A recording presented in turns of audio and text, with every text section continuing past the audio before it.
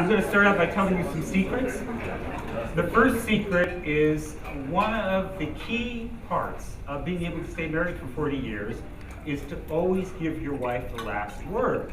So Beryl will be concluding tonight, which means that I am unleashed to make some introductory comments, and I'm going to talk too long because I'm going to weave into my introductory comments the pre-concert talk, because we're very fortunate to have a world-class group of musicians here tonight to play some music that I think I will be able to explain is very important to us.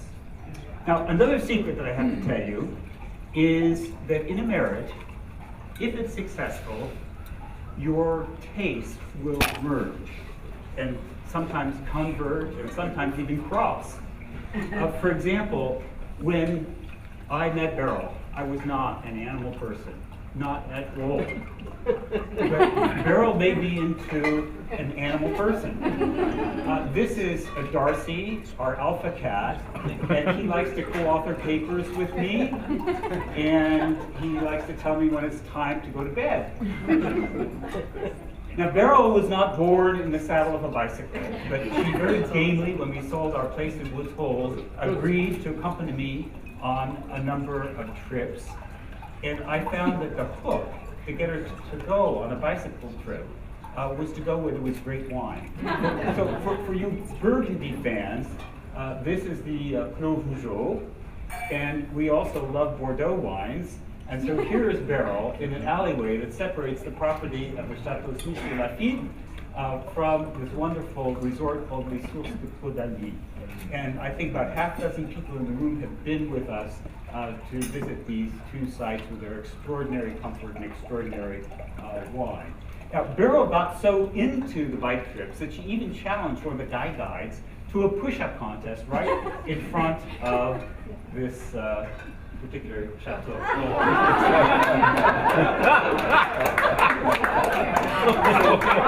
Compare the military form of Beryl's push-ups before she had a back operation to our guide. But one thing that we didn't have to grow together to appreciate, one thing that was a shared value from the very get-go, was a reverence for the music of Johann Sebastian Bach. And, you know, studies show, this is a doctor counseling his patient, studies show that people who allow art in their lives can substantially reduce their dependency on selective serotonin reuptake inhibitors. The non-physicians in the room can say that quickly. And indeed, this instrument, this William Dowd harpsichord, was on our first date. My mother-in-law, Annette Ben Asraf, took this instrument to Vanderbilt Hall, to the student refectory of the medical school, tuned it, and played Bach at a concert that was our first date. There's Annette and my father-in-law, Baruch, 40 years ago, it seems like 20 years, but time goes so quickly. 40 years ago, almost to the hour, at the Harvard Club where we got married. Annette was an incredibly talented musician. She had perfect pitch. She could sight read anything in any clef. And in fact, the soundtrack of much of our life on the 30th story of the Jamaica Way Tower was my mother-in-law playing. She had one little harpsichord, a chalice, in the bedroom, and the Dowd was in the living room. And we had, as the soundtrack for our life for decades, the French suites, the English suites, and the well-tempered clavier, and I think our children will attest that that was the accompaniment to our daily life. So Bach was integrated into our daily life. I don't know why she didn't play the partitures. We can discuss that later.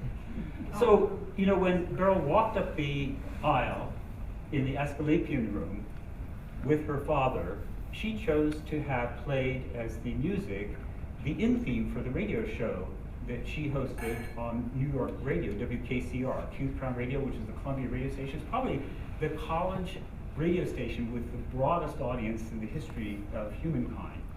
And she chose this trumpet ordinary by Jeremiah Clark, which is often misattributed to Purcell. I had to include that. I'm a professor. And by the way, Paul, you may recognize this young man, and you may recognize the Benasra faces there. And there's going to be a quiz sometime during the night where I'm going to ask the cardiologist to identify this person. I think many of you recognize Curtis Labacher from that. This happy couple is walking down the aisle, and as the recessional for our wedding, we chose, and it was easy to agree, on a piece by Bach. And we chose the Gavotte from Cantata 202 by Hitler Betrübte. And now I have to take you on a little side trip to Emmanuel Church, which is the home of Emmanuel Music, which is an organization which is rooted in Bach performance and as reverent of that composer and his body of work as we are in our family. Now, my daughter got very concerned because she said, you're spending an awful lot of time at this Episcopal church, although it's a very welcoming church, as you can see. And I told her last week, when we Ubered over to Cambridge after attending Cantata, that I had the answer for her tonight. I said, I've got this covered. So Brigitte, don't worry.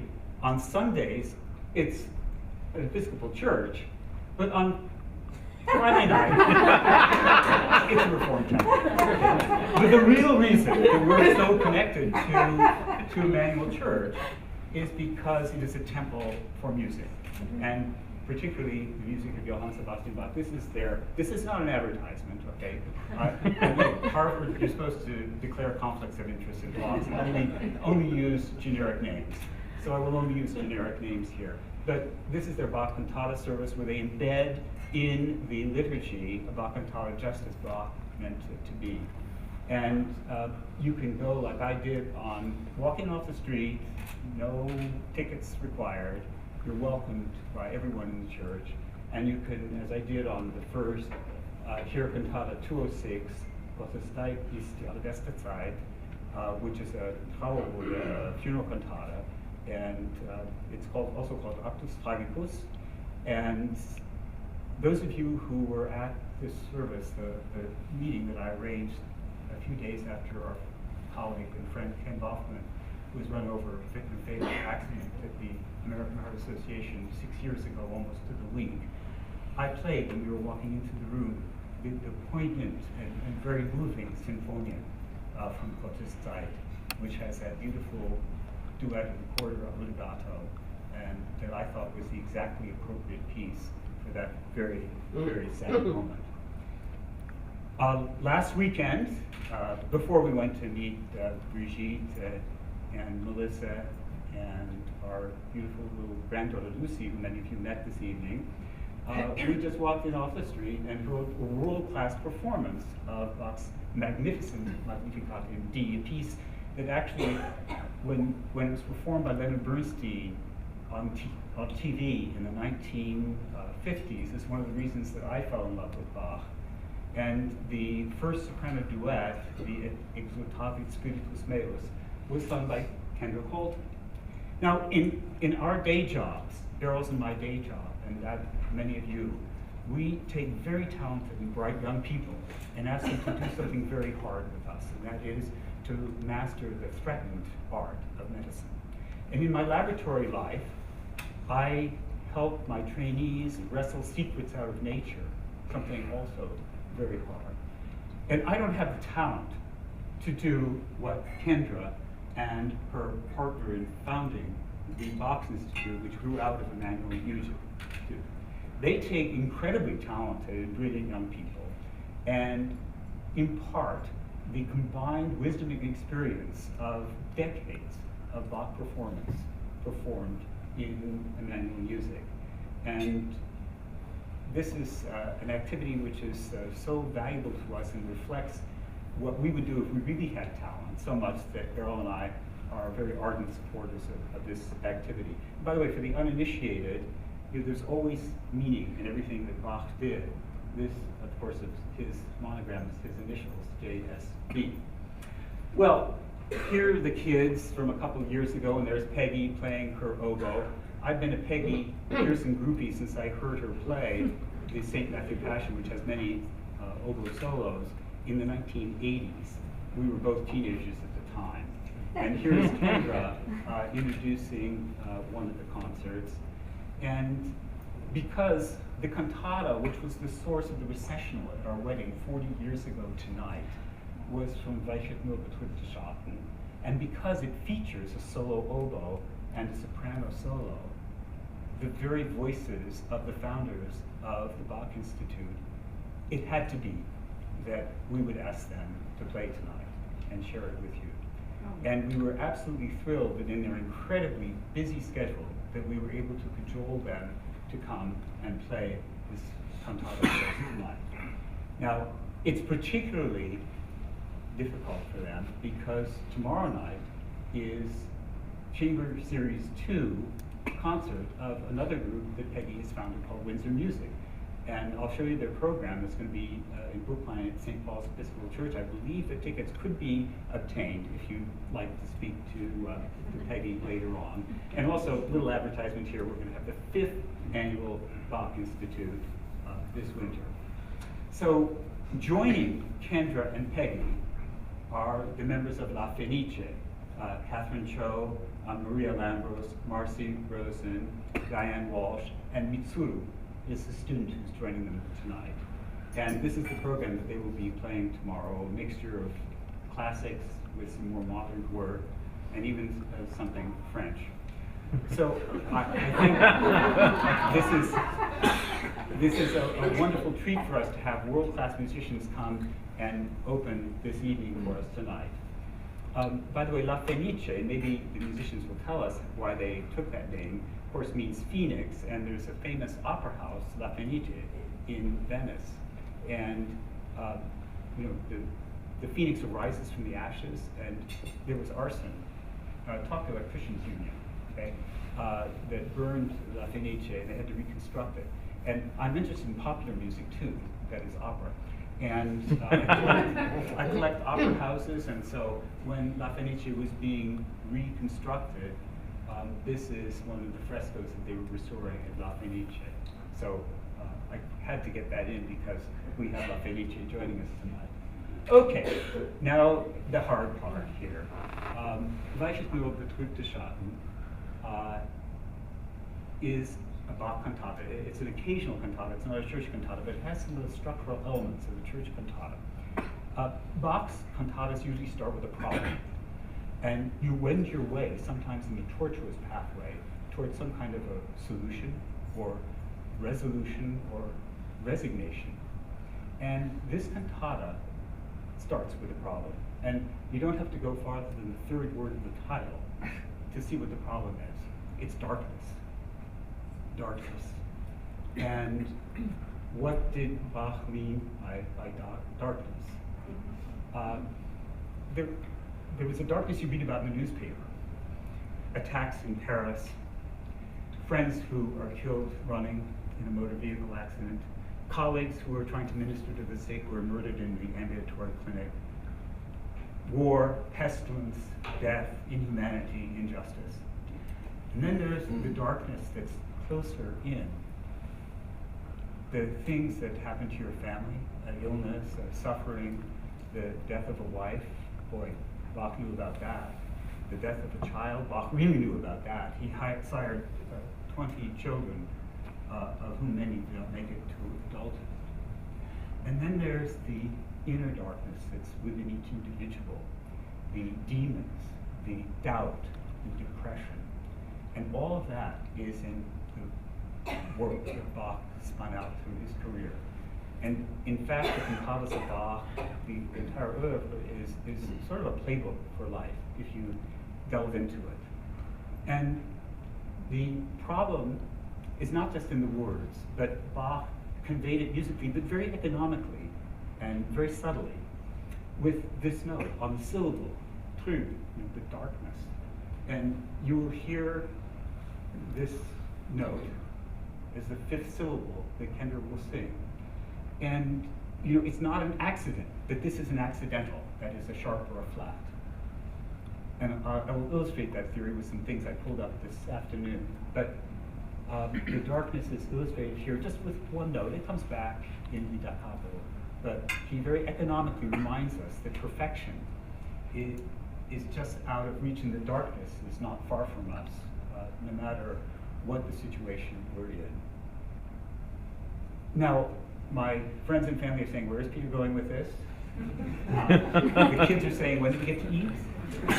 Beryl is saying, where's the mute button? And the musicians are saying, oh my gosh, it's hour. But remember, it's not just the problem, it's getting to the solution. And actually the solution is right there in front of you. First of all, there's the title of this cantata, which is Weiche nur betrübte Schatten, which means, part ye dark shadows. And in fact, you will hear in just a few moments the unbelievable staggered entry of the strings in this ascending, heavenward movement, and the oboe coming in contrary motion in the descending line. When I close my eyes, I can see the dark clouds parting. So the solution's right there, embedded. And I was thinking this afternoon, the syllable for darkness, through, comes up fairly often in Bach's work. And here's the whole cantata, we listen to Trübsal. And if you look here, in the seventh number, here is a song that you all know. You all know because it's a joyful song, Wie will ich dich freuen. We call it in English, My Spirit Be Joyful. You all know this tune. And in this tune, all of a sudden, there's a blue note that comes up, okay? A flat, just like that E flat that Kendra will sing, okay? On the syllable two. And just in case you didn't get it, it comes up again and the bass gets to have the blue note, okay? The flat on the syllable meaning darkness. So even in this joyful movement, which we all use as a celebratory song, Bach reminds us that it's almost an Orpheic reminder that perfection, beauty, is just out of reach. One glance backwards and it's gone. So he always reminds us about that. And there's another place where the syllable trüb comes up. This is from the Matthew Passion. Meine Seele ist betrübt bis an den Tod. This one has a lot of chromaticism and a lot of color, a lot of blue notes, because it's my soul is troubled, is darkened unto death. And look, the syllable tot, trübt is a flat. So the chromaticism was no accident. It was a coloration that had a message for us all. Now, the solution, as I say, was right here. The shadows are parting. And the next thing that you'll hear is what do you mean when the clouds part? We meet the sun. And who brings the sun? Brigitte teaches mythology. The sun god is Apollo. And how does Apollo bring the sun? In his chariot. And who bears the chariot? His horses. And how do the horses go? Swiftly. Okay? And you will hear in a few moments the trot of the horse. If I were really a musician, I would play it for you, but you're going to hear it in a moment. And the genius of Bach is that he only gives you the suggestion here. He reinforces it, the trot, a little bit. But your ears, he makes you work. He brings you into the creative process. He makes you imagine that trotting going through. I defy you to not hear the trotting throughout this piece. Now, the speed is conveyed by all those 16th notes that we're going to hear. And I think this is the cavalry of the sun god riding in to dispel darkness. And everyone in the room understands the allegory here in a wedding cantata. And that is that the sun, it's not a pagan god. The sun is the love and the relationship that you have. And the light of my life is sitting right here. And the illumination that protects me from darkness and dispels the darkness is Beryl. And the happiest day of my life, the luckiest day of my life, was 40 years ago tonight, when we walked down the aisle to the last movement of this cantata, and my life has been illuminated by her luster ever since then. Now, this being one step too far, but bear with me, I'm a professor, remember? Now, in art, as in medical imaging, sometimes it's what you don't see or hear that's important. And Bach was the master of counterpoint. He wrote the book on counterpoint, the Kunst auf Ruhe. He wrote complex and intricate fugues with the ease with whom a mortal might sneeze. Yet, in Cantata 202, I don't hear much formal counterpoint. There's beautiful, there's imitation, there's intertwining of two voices, perfect for a wedding cantata. But I don't hear any of the formal fugues which populate so much of Bach's work. Now, does that mean that Bach thought that merit was a conflict-free zone? Because counterpoint is intrinsically fuga. It's a flight. You have to have theme and counter-theme, and it's intrinsic conflict in the structure of a fugue. No, I don't think so. Bach lived a very real life. He had a wayward son. He had to go teach the students. He had to get parts copied for Sunday's performance. He was tortured by his bosses who didn't understand his genius. He was constantly fighting with the town fathers and the church officials. And I think he realized that life was not perfect. But I think he thought on a wedding day, he didn't need to pull that contrapuntal toolkit out. And he really softened this piece by not having the very severe structure of a fugue. Now, Bach was immortal, but the poets that wrote the words were not. And this is the next to the last movement, the recitative. I don't know if we're going to hear that tonight, but I just want to make a point, is that the poet gave him these words, "Kein Fall noch Donner knall." May no sudden fall or thunderclap disturb your amorous desires. To a Baroque composer, this would be catnip. A Baroque composer would be immediately tempted to portray musically the fall and the thunderclap. Could Bach depict thunder in his music? You bet he could. Well, he had the whole tone scale in O Ewigkeit Donnerwort in the last chorale.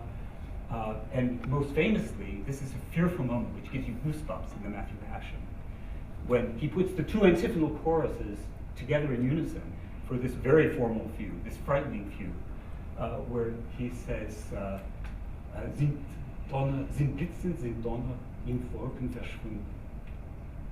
And he paints the word thunder here with this melismatic line. Okay? So he knew how to paint the word thunder. So there it is, by the way, the master's own handwriting. It's amazing. So what did he do? What were his artistic choices on a wedding day? Okay. Between two dances, which we're going to hear. He softened. He vetoed the poet. He did depict the fall here with 11 descending notes going gracefully from the voice into the continuo. By the way, this is a recitative, 6-measure recitative. But look what he did. And the word thunder, softened. No drama here. So I think he did this for two reasons. One is his intellectual rigor. Well, in the first movement, we made the clouds part. So why are we talking about thunder here? We did away with that in the first movement. And the second thing is I thought he thought it would be a bring down to have a thunderclap here at this particular moment. And by the way, the poet talks here about chaste love and amorous desires. Here's a picture from our wedding. Those who know Beryl know she was mugging for the camera with that demure downward glance. That's not Beryl. But speaking of amorous desires, just follow my gaze and think, read my mind. Okay, so the last two movements of this cantata go towards the resolution, the solution. They're dances. Dances are very common in Bach's cantatas. You might have a sad or stately or solemn saraband. You might have a soothing Sicilienne. You might have a merry minuet. But Bach did not label them as such. He didn't have to, because this was not erudition. This was popular culture. Probably on Saturday night they'd been dancing these dances. They didn't have to have them labeled. They knew them. But he took the trouble to put a title on this closing dance, the Gavotte. And I have to take, I don't know for sure, maybe the musicians can correct me, but this is the Gesellschaft edition.